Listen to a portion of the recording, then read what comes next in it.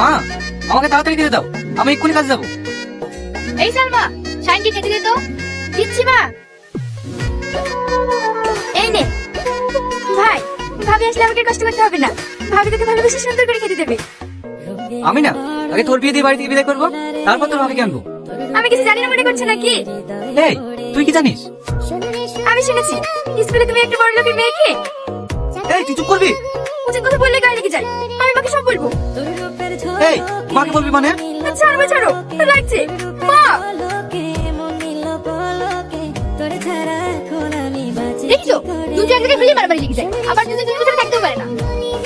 দেখিস শাহিন, যেদিন সালমা বিয়ে হয়ে পরের বাড়ি চলে যাবে, তুই একেবারেই একা হয়ে যাবি।